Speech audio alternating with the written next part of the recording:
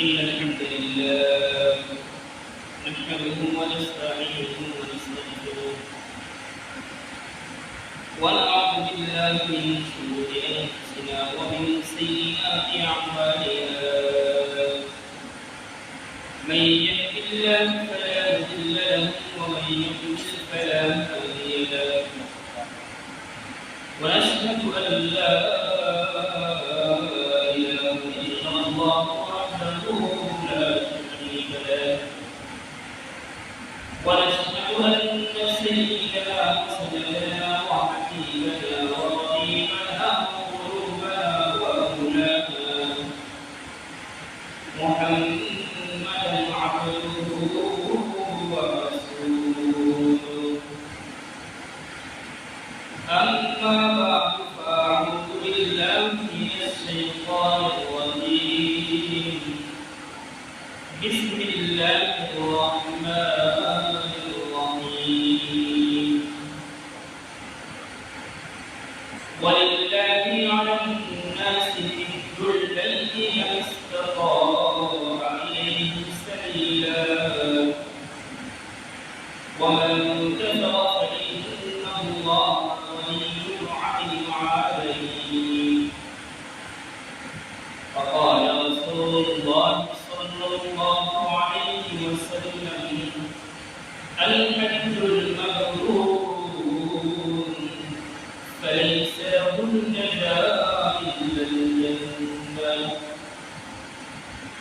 أو كما قال عليه الصلاة والسلام آمنت بالله وصدق الله وصدق رسوله النبي الكريم ونحن على ذلك من الشاهدين والشاكرين والحمد لله رب العالمين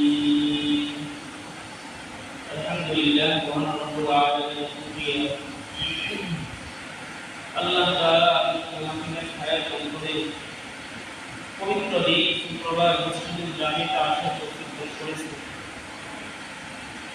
এবং এই শাওয়ালের শেষ জুমাতে মসজিদে আসার তৌফিক দান করেছেন সেজন্য শুকর আদায় করি আলহামদুলিল্লাহ মুহতারাম হাজিরিন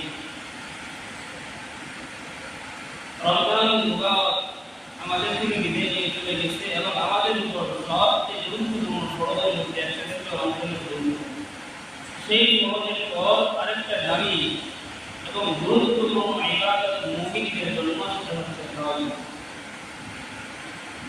আর এই হজটা পালন করা প্রত্যেকটি মুমিন মুসলমান যারা আছে এদের দিলে তামান্না রাখা আবশ্যক যদি সামর্থ্যবান থাকে সক্ষমতা অর্জন হয়ে থাকে আল্লাহ তাআলা ওই সমস্ত ব্যক্তিদের উপর হজকে ফরজ বিধান করে দিয়েছে শুধু না বরং হজকে এমন একটা ফরজ বিধান করে আমাদের জন্য নির্ধারণ করছে নামাজ পড়া যেরকম ফরজ মনে করি রমজানের রোজা রাখা যেরকম ফরজ মনে করি যাকাত দেওয়া যেরকম ফরজ মনে করি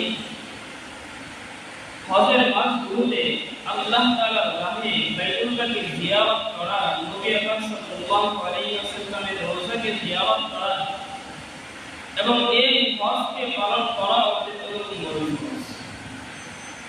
এই হজ যেটা কোনো খাটোমোটো দেখার বিষয় না কারণ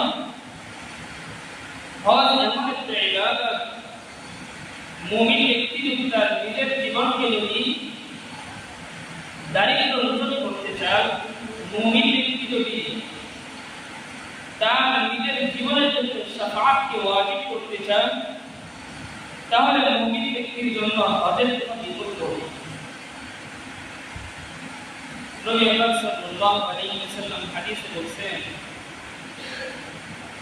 হজের মাস হচ্ছে তিনটি শাওয়াল যিলকাদা যিলহিজ্জা আর যিলহজের যিলহিজ্জা মাসের যেই তারিখ আছে সেই 10 তারিখের মধ্যে তারিখ তো কথা 2 মাস 10 দিন হচ্ছে সেই হজের রমজানের পক্ষে তো এখন তো আমাদের থেকে যদি একটা মাস চলে গেল জিলকাদা শুরু হয়ে যাবে মানে আমাদের হজ শুরু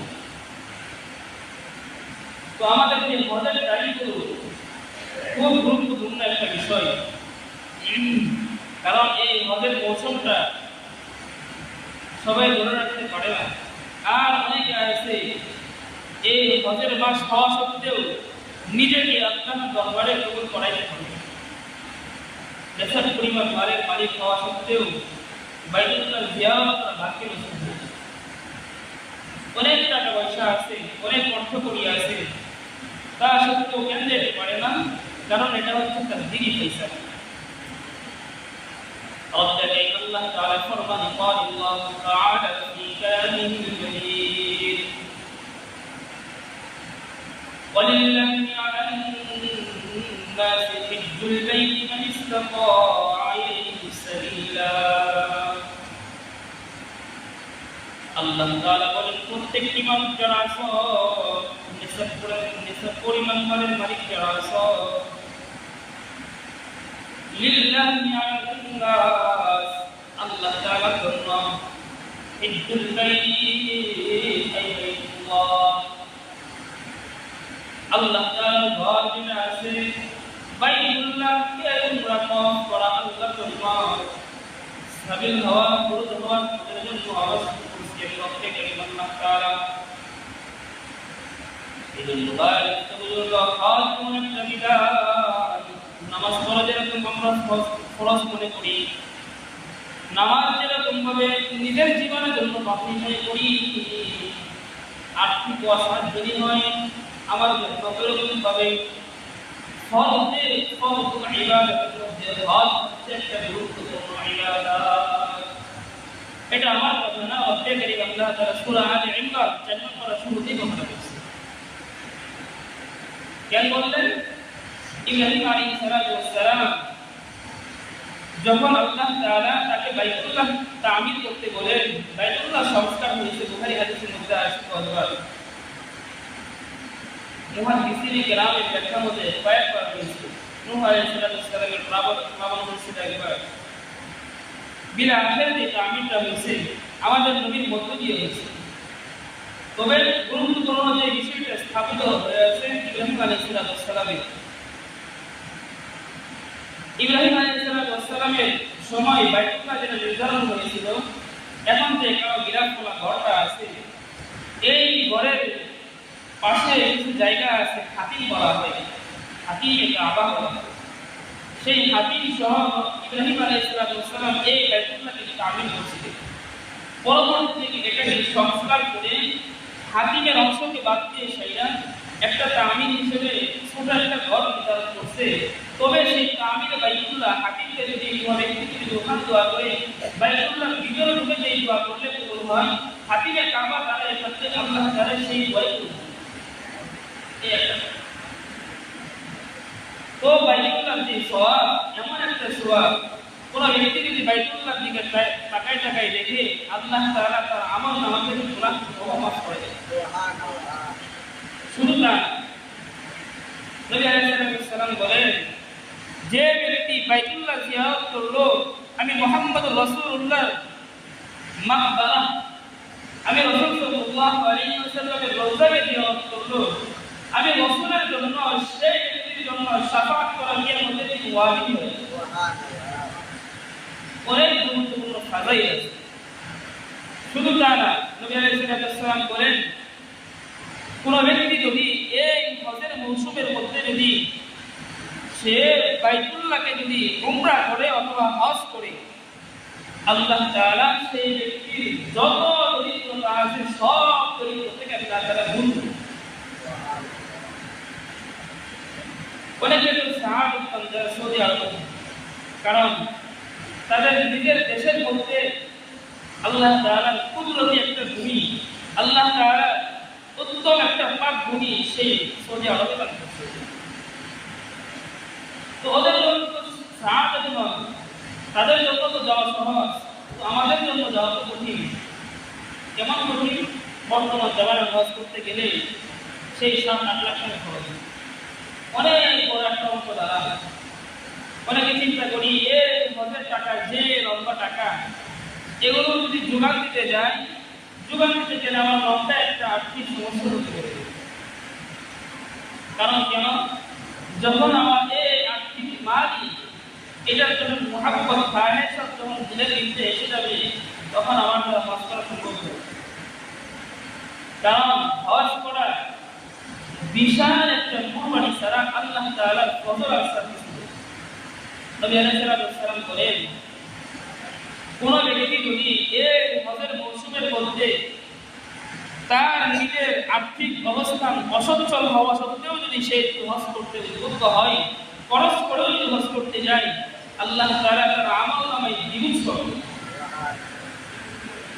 তো সেই কথা করে রাখি, আমাদের বড় অনেক হজ খরচ হয়ে আছে। হজ করতে বেশি টাকা প্রয়োজন? কথার কথা বলেন, আমাদের বসত বাড়ি যেটা আছে, মানে যে বাড়িতে থাকি আছে, সেই বসত বাড়ি ভিটা যেটা আছে, সেই ভিটা বাড়িটা বাদ দিয়ে যদি আমার অতিরিক্ত মাল, অর্থাৎ ক্ষেতের জমি আছে বা ব্যাংকে টাকা পয়সা আছে বা ব্যবসার মধ্যে অনেক উন্নতি হয়েছে, তো অনেক টাকার মধ্যে এই পরিমাণ দ্বারা যেই টাকা দিয়ে বাইতুল্লাহতে যাওয়া এবং আসা এবং আমার পরিবারকে আমি যে 40 দিন রেখে যাব, এই কটা দিন যদি তারা ভালোভাবে চলতে পারে, খাইতে পারে, পড়তে পারে, এই পরিমাণ মাল যদি আমার কাছে থাকে, আল্লাহ নবী বলেন সে ব্যক্তি হচ্ছে নেসাবুল হজ, অর্থাৎ সে ব্যক্তির উপর হজ ফরজ হয়ে আছে। তো এখন আমরা নিজেদেরকে চিন্তা করি, এই লান্তিনাবাসীর মধ্যে কতজন ব্যক্তির উপর হজ ফরজ হয়ে আছে? কতজন প্রবাসী আছে? ছেলে টাকা পাঠা, ভাই টাকা পাঠা, এরকম ভাবে টাকা পাঠাইতে পাঠাইতে টাকার পাহাড় কমাইছি, কিন্তু বাইতুল্লাহতে যাওয়ার সৌভাগ্য হয়। আমাদের বাড়ির পাশে একজন ব্যক্তির কথা বলছি, এই পরিমাণ জায়গা জমি, এই পরিমাণ জায়গা, যে পরিমাণ জায়গা, শুধু জায়গার অবস্থা বলি, তার মজুদ টাকা পয়সা এই পরিমাণ আছে, মজুদ টাকা পয়সা যদি সে হজ করে কমপক্ষে 15-20 জন হজ করতে পারে। জায়গা যদি যেগুলো আছে সেগুলো দিয়ে সেই পরিমাণ হজ করতে পারে, সে ব্যক্তি মনে করে আমার উপর হজ খরচ হয়। বুঝা গেল কি, হজ খরচ হওয়া এটা আল্লাহ তাআলার ফায়সালা। হজের মধ্যে নিজেকে কবুল করানো এটা আমার তাকদীরে হয়েছে। তাকদীরে যদি না থাকে, বাইতুল্লাহ জিয়ারত করা কোনো ব্যক্তির জন্য সম্ভব না। অনেক টাকা পয়সার মালিক, এই পরিমাণ টাকা পয়সার মালিক, তারা বাইতুল্লাহে যাওয়ার সক্ষমতা রাখে না। কারণ কেন, আল্লাহ তাআলা তাদেরকে কবুল করাই না, এই জন্য করে। এই জন্য বাইতুল্লাহকে যাওয়া এবং বাইতুল্লাহ জিয়ারত করা, নিজেকে ওইরকমভাবে কবুল করানো হচ্ছে আমাদের জন্য ওয়াজিব একটা বিষয়। যদি নিজেকে কবুল করাইতে না পারি, জিন্দেগি ভর আর্থিক মাল জমাইতে জমাইতে মালের পাহাড় জমাবো, কিন্তু বাইতুল্লাহকে যাওয়া সম্ভব হবে না। قال رسول الله صلى الله عليه وسلم قال صاحب القرآن رسول الله صلى الله عليه وسلم الحج المبرور فليس له جزاء إلا الجنة محمد رسول الله صلى الله عليه وسلم বলেন, যদি কোনো ব্যক্তির উপর আর্থিক অসাধ সম্পূর্ণ হয়, বাইতুল্লাহে যাওয়া এবং আসা এবং মাল এমন পরিমাণ হয় যে কয়দিন সেখানে থাকবেন, সেই পরিমাণ মাল তার পরিবারের কাছে থাকে, তারা চলতে পারে, ফিরতে পারে, খাইতে পারে, এই পরিমাণ মালের মালিক হওয়া সত্ত্বেও সে ব্যক্তি যখন বাইতুল্লাহে যায়, বাইতুল্লাহ থেকে যখন বাইতুল্লাহ জিয়ারত করে হজের বিধানগুলো পালন করে, আল্লাহ নবী সাল্লাল্লাহু আলাইহি ওয়াসাল্লাম বলেন, সে ব্যক্তি যদি হজ্জে মাবরুর হয়ে থাকে, সে ব্যক্তির হজ যদি হজ্জে মাবরুর হয়ে থাকে, আল্লাহ নবী বলেন সে ব্যক্তির জন্য পুরস্কার আর কিছু না। আল্লাহ নবী বলেন সে ব্যক্তির জন্য পুরস্কার শুধুমাত্র কেবলমাত্র হচ্ছে জান্নাত। কারণ কেন, এমন একটা পুরস্কার জাযা আল্লাহ তাআলা তাকে দান করবে, কারণ সে যেরকম কুরবানি দান করছে, আল্লাহ তাআলা তাকে ওরকম পুরস্কার দান করবে। দুনিয়াতে ভাই চিন্তা করতে পারি, হজ্জে গেলে 7-8 লাখ টাকা খরচ হয়ে যায়, আসলে এটা না। যদি এই 7-8 লাখ টাকা কুরবানি দিতে পারি, আল্লাহ তাআলা হতে পারে এর দ্বিগুণ দিতে পারে, পারে না? কথা বলি না ভাই, পারে না আল্লাহ তাআলা? মাল কে দান করছে আমাদেরকে? আল্লাহ দান করছে। যদি আল্লাহর দেওয়া মাল নিয়ে যদি আল্লাহর রাহে যদি চলে যায়, তো মাল কি আল্লাহ তাআলা বাড়াইতে পারে না? ওখানে এমন একটা মাকান আছে, এমন একটা জায়গা আছে, কোনো ব্যক্তি যদি সেখানে দাঁড়ায় যদি আল্লাহকে কোনো আরজি জানা, আল্লাহ তাআলা তখন ওই ব্যক্তিকে কখনো খালি হাতে ফিরে যায়। বিশ্বাস যদি না হয় একটা বাস্তব কথা বলি, এক ব্যক্তি সন্তান হতো না, কোন সন্তান হতো না, 15-16 বছর বিবাহ বয়স হয়ে গিয়েছে। তো সে ব্যক্তি আমাদের ওস্তাদ থেকে হাদিসটা ঘটনা ওয়াকিয়া শুনছে। তো সে ব্যক্তি বলে যে আমি যখন আল্লাহ তাআলার রাহে যখন আমার বন্ধু বান্ধব যারা আছে সবাই বললেন, সে ব্যক্তি ঢাকা ব্যাংকে চাকরি করত। এমন পরিমাণ তার টাকা পয়সার মালিক সে ছিল, টাকা পয়সার অভাব নেই, কিন্তু ঘরের মধ্যে আল্লাহ তাআলা নেক রসুল দান করেন। তো তারা চিন্তা করলো, বন্ধু বান্ধব পরামর্শ দিল, ঠিক আছে বাইতুল্লাহে চলে যাও, আল্লাহ তাআলা ফয়সালা করবেন। তো তারা দুজন স্বামী স্ত্রী উভয় আল্লাহ তাআলার রাহে বাইতুল্লাহে চলে গেছে। বাইতুল্লাহে যাওয়ার পর হজ পালন করে আল্লাহর রাহে যখন দোয়া করছে, আল্লাহ তাআলা ফজরে করমে তাদের সেই বছরে আল্লাহ তাআলা সন্তান দান করেছে। আমাদের অনেকের সন্তান নেই, দোয়া চাইতে হবে তোমাদের কাছে। দেখেন নেক নসল এমন একটা জিনিস, নেক নসল জাকারিয়া আলাইহিস সালাম বিদ্যা ছিল, তার স্ত্রী ছিল বাচ্চা ছিল, তার মধ্য দান করছে, জ্ঞান দান করছে, চাইছে আল্লাহর কাছে, আল্লাহ দিয়ে দিয়েছে। তো আমাদের জন্য উত্তম মাকান এমন একটা জায়গা আছে যেখানে গেলে দোয়া কবুল হবে 100%, সেটা হচ্ছে হাতিমে কাবা। তো কারো যদি এই অবস্থা যদি হয়ে থাকে, তারা আর কিছু করি না করি সেখানে তো উঠে চলে যায়। কারণ হজ্জে মাবরুর নসিব হওয়া বান্দার জন্য একটা সৌভাগ্যের একটা বিষয়। কারণ হজে যখন আমরা যাব, হজে যাওয়ার পর এমন এমন কিছু বিধান আছে যেগুলো পালন করার কারণে আমাদের আমল নামা শুধু বাড়তেই থাকে, বাড়তেই থাকে। আসাদু মাসালান নবী আলাইহিস সালামের হাদিসে বললাম আমরা, হাদিসে নবী বলেন, মক্কা জিয়ারত করছো, বাইতুল্লাহকে ঢোকার সঙ্গে সঙ্গে তোমার চোখ যখন সেই বাইতুল্লাহর দিকে পড়ছে, তোমার আমল নামা থেকে গুনাহ তসবির দানা যেরকম ভাবে পড়তে থাকে একের পর এক, তোমার আমল নামা থেকে গুনাহগুলো সেরকম ভাবে পড়তে থাকে। এই একটা কথা বাইতুল্লাহ জিয়ারতের একটা ফাজাইল বাইরে।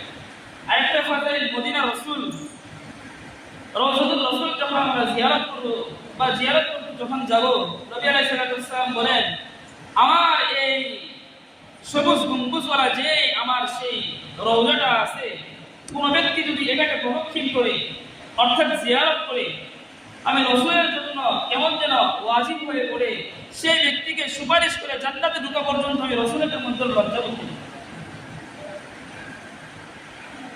হাদিসের মধ্যে ফরমান, قال রাসূলুল্লাহ সাল্লাল্লাহু আলাইহি ওয়াসাল্লাম, আল্লাহ নবী সাল্লাল্লাহু আলাইহি ওয়াসাল্লাম ফরমান, যে ব্যক্তি তার সামর্থ্য আছে, সক্ষমতা আছে, বাইতুল্লাহতে গেছে, হজ করছে, বাইতুল্লাহ জিয়ারত করছে, রওজাতুর রাসূল জিয়ারত করছে, হজের আরকানগুলো পালন করছে, সে যখন হজ পালন করে, সে যখন নিজ দেশে যখন ফিরছে, আল্লাহ তাআলা নবীর মাধ্যমে আমাদেরকে জানান, সে ব্যক্তি এমন অবস্থায় ফিরল, তার মার পেট থেকে যেরকম ভাবে সে ভূমিষ্ঠ হয়েছে, তার কোনো গুনাহ ছিল না, ঠিক তদ্রুপ সেই ব্যক্তির আমল নামা আল্লাহ তাআলা পাক সাফ করে পবিত্র করে দেয়। ফাজাইল আর কোন ভাবে বললে আমরা বুঝব? কারণ কেন?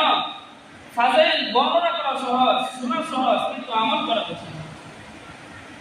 কারণ হজ করা একটা ভাগ্যের বিষয়। কিছুই যদি না পারি, সমর্থ আসলে আল্লাহ তাআলা দেয়। একটা কথা আছে, আমাদের হুজুর যাত্রাবাড়ি শায়েখ মুহাদ্দিস মাওলানা আহমদুদ্দিন সাহেব, উনি একটা আমাদের মুসলিম শাড়ি পরে হুজুর আমাদেরকে একটা ওয়াকিয়া বর্ণনা করছে। বলেন, আমি যখন যে বছরে প্রথম উমরায় যাই, উমরায় যাওয়ার সময় আমার কাছে কোনো টাকা পয়সা ছিল না, অল্প কিছু টাকা পয়সা ছিল, আমার ভিসা পাসপোর্ট সব বাতিল হয়ে গেছে, এবং টাকা পয়সা খরচ করছি, খরচ করার পর নিয়ত করছি বাইতুল্লাহতে যাব, তাও ভিসা বাতিল হয়ে গেছে। আল্লাহর কি কারিশমা, আমি প্রস্তুত হয়ে গেছি, যেহেতু বাতিল হয়ে গেলে যাওয়ার সম্ভাবনা নাই।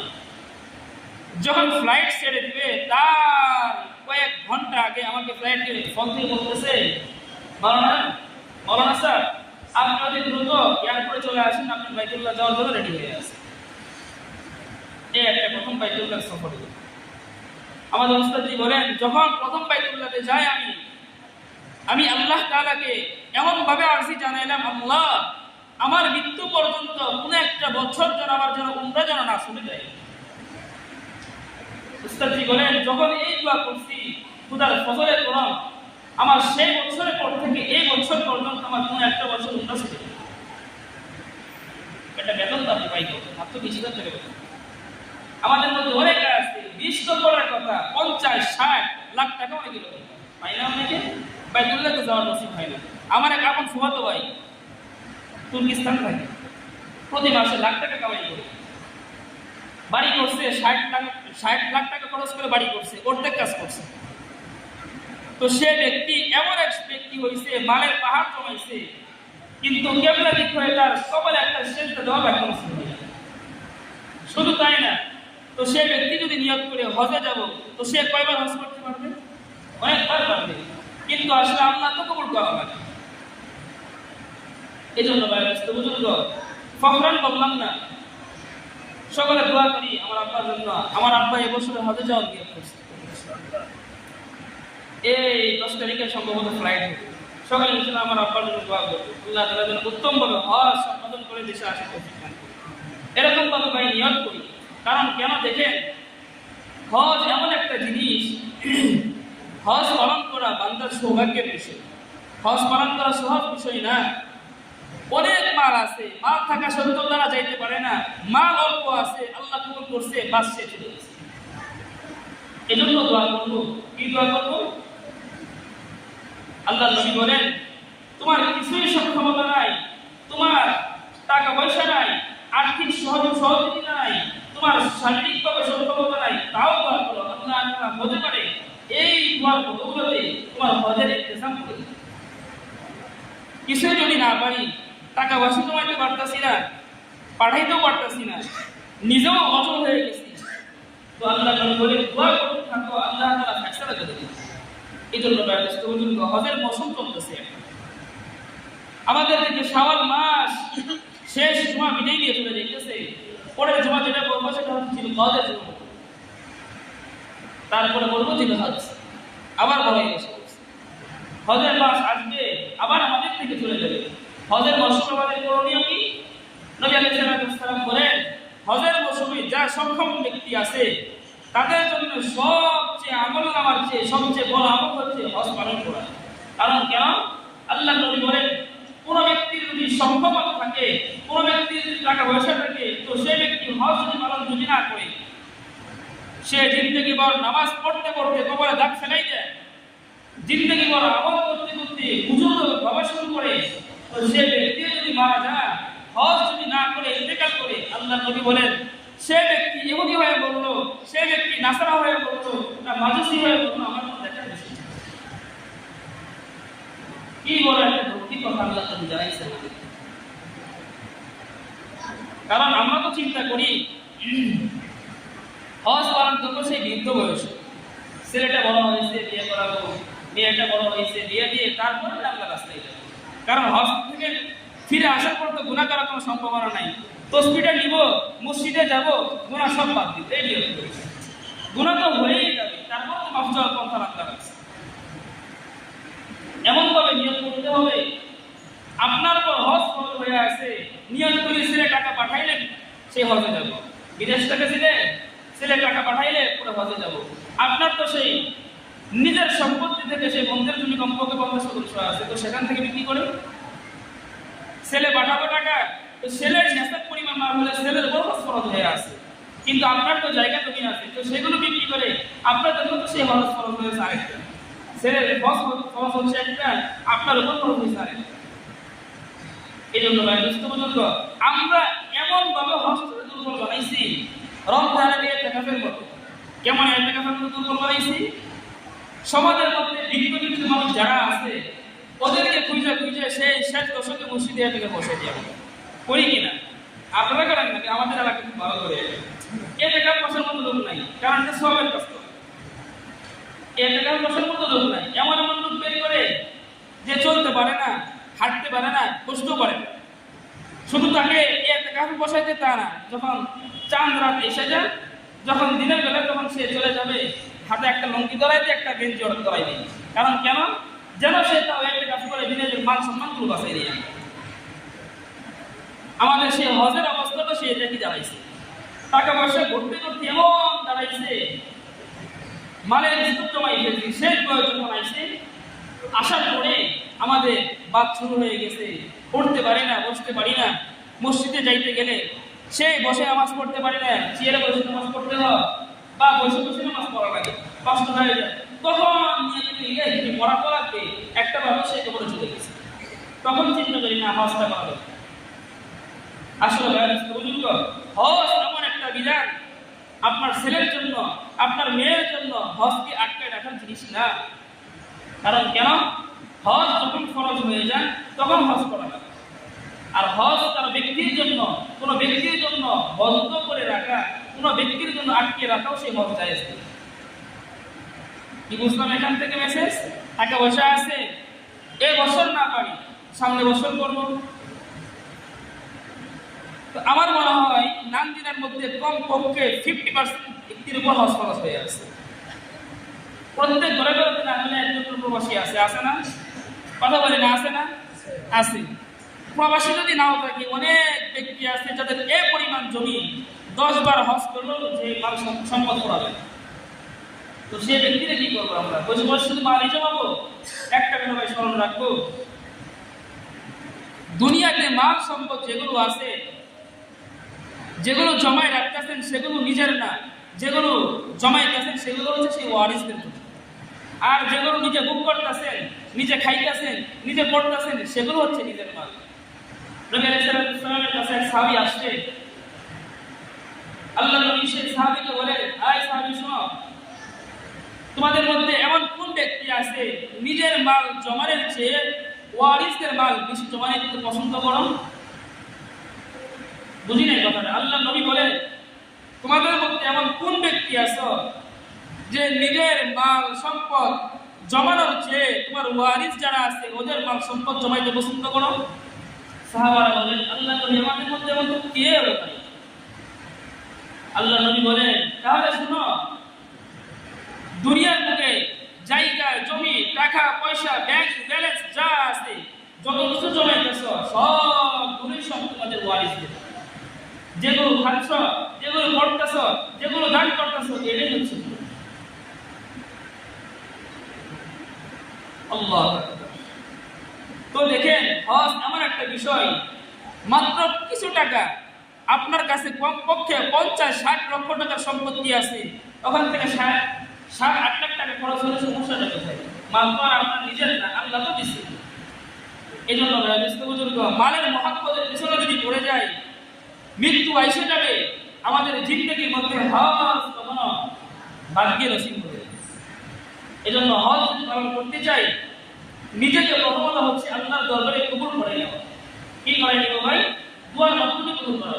আল্লাহ, আমার টাকা পয়সা আছে, তাও আমার টাকা পয়সা দিয়ে বাইতুল কাছে দেওয়া সম্ভব না, তুমি যদি রব্বে কারীম আমাকে যদি না দিও।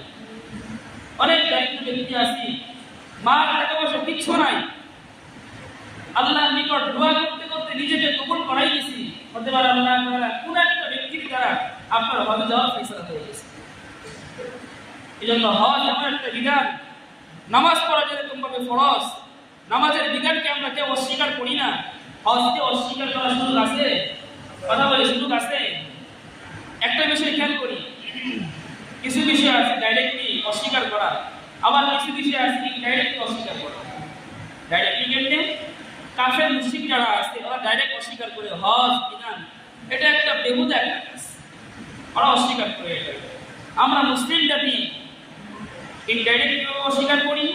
টাকা পয়সা এমন স্তূপ করছি আমরা, হজ কয়েকবার করবো তাও মাল ফুরাবে না, তারপরেও হজ যাচ্ছি না। কেন? ছোট্ট থেকে তুচ্ছ বিষয়গুলো নিজের সামনে উপস্থাপন করে হজকে মাইনাস করে দিয়ে, এই সমস্ত কাজ তারা আমাদেরকে এমন ভাবে যাচ্ছে, যেন আমরা আল্লাহকে কেমন যেন অস্বীকার করে বলতেছি, আল্লাহ তোমার সেই হজে যাওয়ার আমার কোনো প্রয়োজন নাই, তোমার বাইতুল্লাহতে যাওয়ার কোনো প্রয়োজন নাই, তোমার রাসূলের জিয়ারতে যাওয়ার আমার কোনো প্রয়োজন নেই। এর দ্বারা এই কথা দাঁড়ানো। এই জন্য রিকোয়েস্ট করবো, যাদের হজ করার সামর্থ্য আছে তারা নিয়ত করে ফেলে। মাল আজ আছে কাল নাই, কাল আছে সে পরশু নাই, সকাল বেলা ধনী বিকেল বেলায় ফকির, হয় না এরকম? রাত্রের বেলা ধনী, মাল জমাইছি, সকাল বেলা কিছু নাই, খাই হয়ে গেছে। মাল আজ আছে কাল চলে যাবে। কিন্তু আমার অন্য কথা যদি আমি নিজের জন্য আল্লাহর রাহে যদি বাড়াইতে পারি, আখিরাতে সে টাকাগুলো অল্প খরচ করতে সেই জাযাগুলো পাওয়া যাবে ইনশাআল্লাহ। আল্লাহ তাআলা আপনাকে আমাকে যাদের উপর হজ খরচ করছে এই সমস্ত ব্যক্তিদেরকে হজ পালন করার তৌফিক দান করুন, সবাই বলি আমিন। সকলের জিন্দেগীর মধ্যে আল্লাহ তাআলা হজ্জের মাবরুর নসিব করে জান্নাতের বাসিন্দা হওয়ার তৌফিক দান করুন, সবাই বলি আমিন। যারা সুন্নাত পরিণাম করতে একটু ভালো গো, এক মিনিট আঙ্গেল সোনাম দাদা কি বল বলো তো দাদা কি বলবো বল ছোট করে বলুন।